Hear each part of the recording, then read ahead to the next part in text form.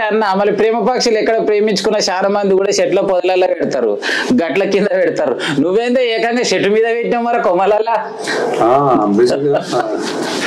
అది చిన్న ఫ్యాంటసీ ఉంటుంది అన్న. అంటే ఇప్పుడు వాడు పాపం ఏడ అన్నింటికంటే అయిపోయినాయి, ఆడపోతే ఇంట్లో పోతే అందరు ఇళ్ళలో ఉన్నారు అన్నట్టు.